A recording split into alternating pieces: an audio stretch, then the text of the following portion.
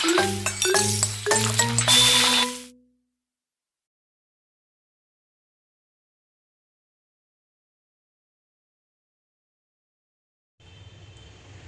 Friends, welcome to my channel cook with Chandrakanta. तर आज आपण बनवणार आहोत साबुदाणा वडे। त्यासाठी इथे मी 1 वाटी साबुदाणा रात्रभर भिजवून घेतलेला आहे। त्याचबरोबर इथे मी 3 बटाटे उकडून घेतलेले आहे। त्यानंतर हिरवी मिरची इथे मी वाटून घेतलेली आहे। तुम्हाला जसं तिखट हवं असेल तसं तुम्ही घेऊ शकता। त्यानंतर शेंगदाण्याचा कूट आणि थोडंसं मीठ। तर सर्वात आधी आपण साबुदाणा थोडा वाटून घेणार आहोत। इथे मी साबुदाणा वाटून घेतलेला आहे, न जास्त बारीक न जास्त जाड। तर आता आपण त्यात बटाटे ॲड करूया। मी कुस करून घेणार आहे, तुम्हाला हवं तर तुम्ही किसून पण घेऊ शकता।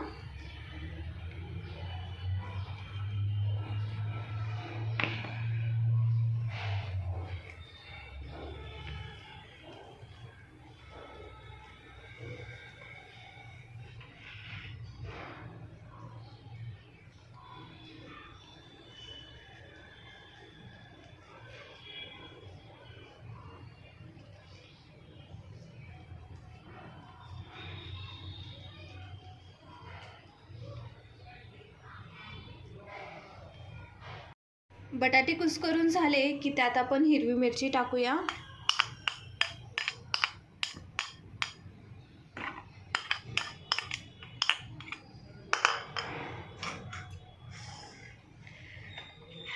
त्यानंतर शेंगदाण्याचा कूट, तुम्हाला जेवढा हवा असेल तेवढा तुम्ही टाकू शकता। आपल्याला वाटलंच तर जसं रिक्वायर्ड असेल तसं आपण शेंगदाण्याचा कूट ॲड करूया। आणि लास्टला 1 ते 1.5 चमचा मीठ तुम्ही तुमच्या चवीनुसार ॲड करू शकता। हे सर्व आपण चांगलं एकजीव करून घेऊया। इथे मी हाताने मिक्स करते।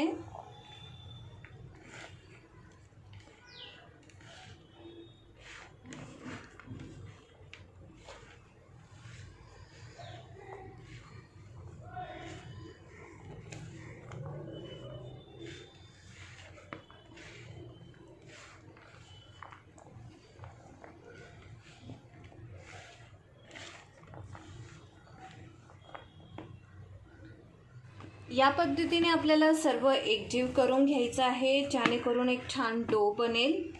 तुम्ही बघू शकता। आणि इथे डो बनवून तयार आहे। वडे बनवण्याआधी आपण तेल गरम करायला ठेवूया वडे तळण्यासाठी।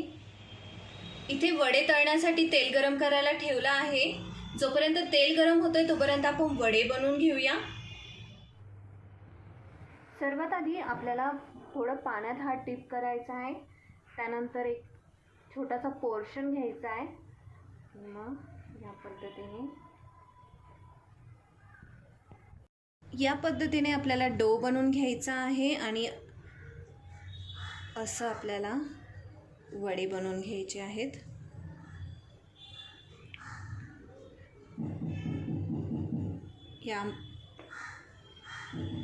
या प्रकारे आपण एक ठेवून देऊया। अशाच पद्धतीने आपण बाकीचे पण वडे बनवून घेऊया।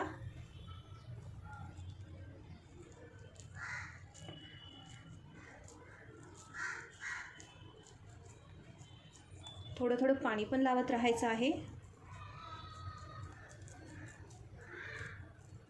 या पद्धतीने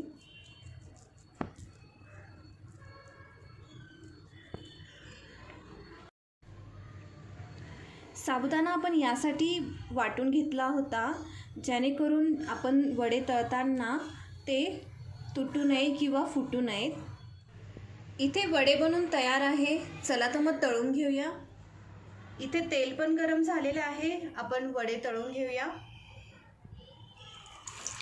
आपल्याला हळूहळू एक एक वडे सोडायचे आहेत।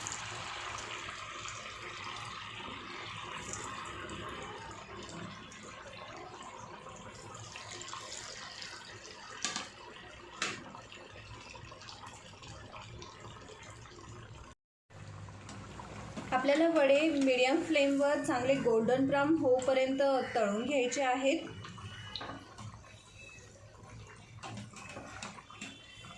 आपल्याला वडे यासाठी मीडियम फ्लेमवर तळायचे जेणेकरून ते आतमध्ये पण शिजतील आणि तेलकट नाही होणार.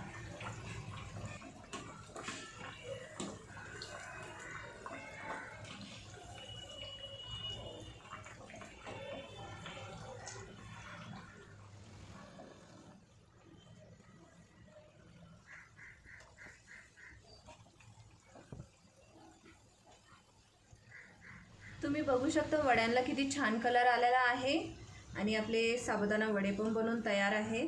आपण ते काढून घेऊया.